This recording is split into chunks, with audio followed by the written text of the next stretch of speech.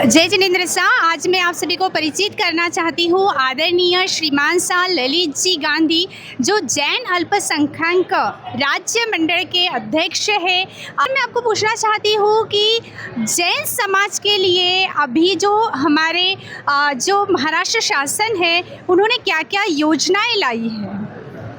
महाराष्ट्र शासन ने भारत में पहली बार जैन समाज के लिए स्वतंत्र महामंडल का गठन किया है। महाराष्ट्र देश में ऐसा करने वाला पहला राज्य है जिन्होंने जैन समाज के लिए ऐसी स्वतंत्र व्यवस्था का निर्माण किया है। इसमें मुख्यतः हमारे धार्मिक अधिकारों की सुरक्षा, हमारे तीर्थ क्षेत्रों के प्राचीन तीर्थ क्षेत्रों के जीर्णोद्धार, हमारे साधु संतों के विहार में सुरक्षा एवं विहार धाम के निर्माण है, पाठशाला का सक्षमीकरण है, पाठशालाओं का आधुनिकीकरण है, उसके लिए व्यवस्था है। हमारे जो प्राचीन ग्रंथ है उन ग्रंथों को रिस्टोरेशन करने की व्यवस्था भी इसके अंदर है। समाज के जो सार्वजनिक व्यवस्था की आवश्यकता है, भवन या उपाश्रय स्थानक, ऐसी व्यवस्थाओं का निर्माण भी इस कॉरपोरेशन के अंदर सरकार ने इसकी जवाबदारी दी हुई है। ये सार्वजनिक सुविधाओं के साथ साथ व्यक्तिगत विकास के लिए कई सारी योजनाएं हैं, जिसमें महिलाओं को व्यापार उद्योग के लिए इंटरेस्ट फ्री लोन है, युवकों को व्यापार उद्योग के लिए इंटरेस्ट फ्री लोन है, हाउसिंग लोन है, जिनके पास खुद का घर नहीं है उनके लिए हाउसिंग लोन की व्यवस्था है, और बच्चों को हायर एजुकेशन के लिए स्कॉलरशिप है और हायर एजुकेशन के लिए लोन की व्यवस्था भी है।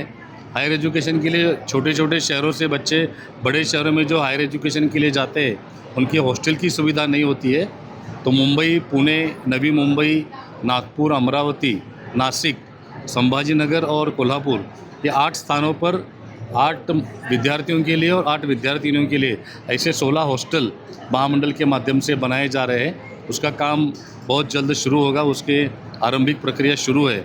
ओवरऑल जैन समाज के सर्वांगीण विकास के लिए, जहाँ हमारे धार्मिक विकास हो, शैक्षणिक विकास हो और आर्थिक सक्षमीकरण हो, और हमारे धार्मिक परंपराओं की सुरक्षा, हमारे साधु संतों की सुरक्षा, इन सभी विषयों को एकत्रित करते हुए बहुत ही सुंदर व्यवस्था का निर्माण महाराष्ट्र सरकार ने किया है।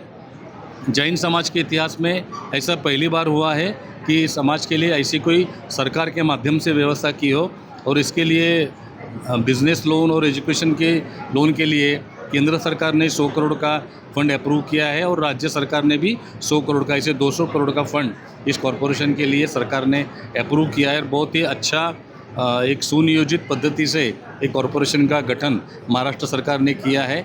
जैन समाज को इसका लाभ लेने के लिए अपने मंदिर स्तर पर, स्थानक स्तर पर या हर गांव में एक नेटवर्क बनाना आवश्यकता है, क्योंकि सरकार की व्यवस्था में हम सारा समाज तक पहुंच नहीं सकते हैं। तो समाज की अपनी एक पैरेलल व्यवस्था जो सरकार की व्यवस्था को सपोर्ट करे, ऐसी व्यवस्था का निर्माण करना भी आवश्यक है।